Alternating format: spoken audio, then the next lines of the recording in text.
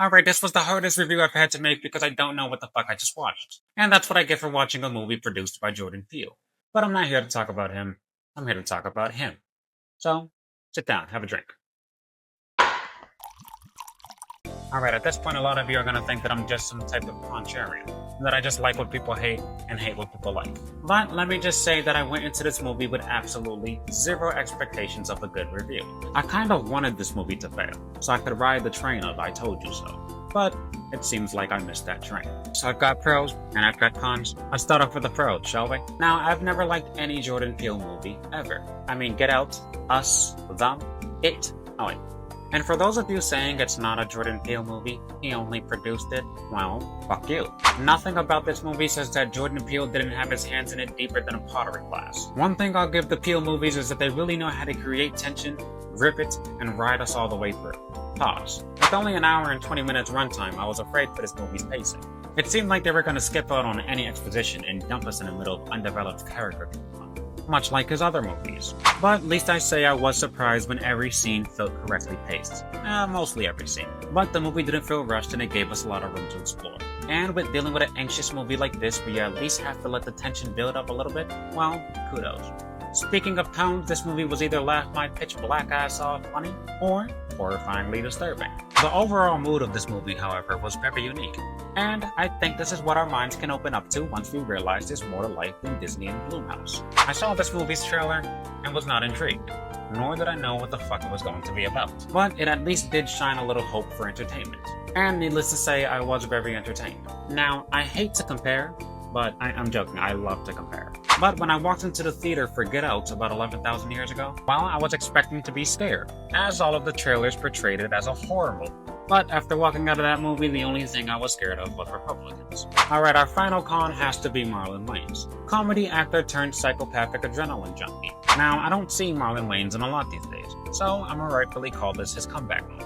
My fear was that given his comedic past, I would never be able to take him serious, like Kevin Hart's Netflix dramas. But my fears were never realized as we saw that Marlon can handle not only both attitudes, but switch between them seamlessly. Marlon was able to switch the tone in this movie whenever he wanted, and efficiently. And Marlon himself probably gave this movie 2 extra points. Alright, that's it for the pros. Let's get to the cons. I somewhat liked but somewhat didn't like the imagery in this movie. A lot of the disturbing factor was brought on by these random images that would pop up and just be, well, disturbing. I enjoyed the mood it brought, but it also felt like a bunch of nonsense. And if you know Jordan Peele movies, he loves to throw in a lot of disturbing imagery that may work for the trailer's ambiguity, but not necessarily for the movie's context. A bunch of nonsense photos, random injuries, and satanic imagery. As a demon, it felt like taking a Noxy and spinning around the decor in my room. But as a moviegoer, it felt like unnecessary seizure triggers. Now, I put characters down as a con because there simply just wasn't enough of them. For the entirety of this movie, we really only see 3 characters converse. And 2/3 of that entire dialogue comes from Marlon. It almost felt like a damn biopic for Marlon Wayans. Especially when you're going through a maelstrom of black goats and pentagrams between every conversation. It's like sometimes you couldn't tell what was real and what's not. It was like a new version of Fight Club, starring Marlon Wayans. Alright, I had to put the messaging in this movie down as a con. If you saw the movie, you'll see that the messaging was, well, pretty black and white. Now, without getting too deep, I was happy that the message was clear, but it did feel unnecessary. Of course, this is a Jordan Peele movie, so you can't really expect much less. But for all viewing purposes, this really could have just been a random, out-of-the-blue, disturbing, dystopian football movie. Now, I actually enjoy the tie-in of politics and social issues in my movies quite a lot. Just not this movie. And the ending here was pretty bad. Even though this movie was only an hour and 20 minutes long, well, it felt like it dragged some. More so towards the end. You get a final battle sequence between Marlon and Tyreek Withers. Then you get a final speech from Tyreek Withers. Then you get a final showdown between Tyreek Withers and a bunch of elites. Then you get a final speech after the final showdown. I'm just like, can we get to the final fucking credits? But yeah, not much on that.